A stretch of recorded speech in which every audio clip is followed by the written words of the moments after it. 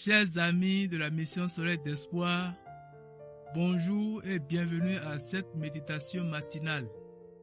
Nombre de personnes et même des hommes de Dieu ont connu de troubles dans leur marche avec le Seigneur. D'autres martyrisés, d'autres jetés en prison, d'autres battus, et pourtant, ils n'ont pas manqué de garder la foi en Dieu. Quelles que soient nos situations difficiles que nous traversons, plaçons notre confiance en Dieu et il agira. Dieu ne ferait-il pas justice à ses élus qui crient à lui jour et nuit, lui qui use de patience avant d'intervenir pour eux, mais le Fils de l'homme, quand il viendra, trouvera-t-il de la foi? Luc le chapitre 18, le verset 7 à 8. La méditation de ce jour est titrée « La foi se maintiendra malgré le mal ».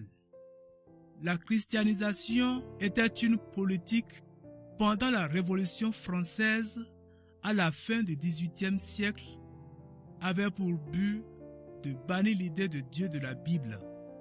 Les croix étaient détruites, les fêtes religieuses interdites, certains cultes entravés. De nos jours, on appelle déchristianisation d'un pays le fait qu'il s'y trouve de moins en moins de personnes véritablement chrétiennes. C'est le cas de nombreux pays. La question se pose. Le Christ nous interpelle donc. Quand il viendra, trouvera-t-il de la foi sur la terre? Jésus savait que l'évangile ne conduirait pas à la conversion de tous les humains. Loin de venir à la foi, le monde progressera toujours plus dans son égarement jusqu'au moment où Dieu interviendra pour le juger. Seuls seront épargnés ceux qui auront cru en Jésus. Ce sont ces élus, ceux qui crient à Dieu jour et nuit, et ils usent de patience avant d'intervenir pour eux. Pour qui Dieu fait-il preuve de patience?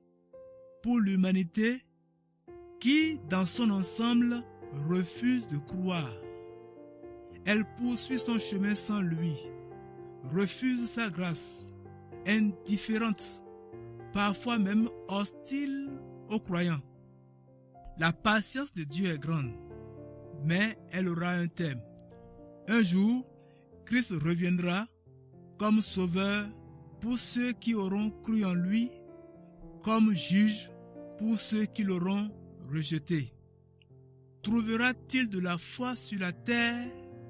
La question essentielle pour chacun de nous est: croyez-vous au Seigneur Jésus pour être sauvé? Nous voici à la fin de notre méditation. Merci d'avoir médité la parole de Dieu avec nous. Que cette parole puisse produire de fruits dans votre vie tout au long de cette journée. Et que le Dieu de grâce vous accompagne, vous bénisse. Nous vous donnons rendez-vous demain matin.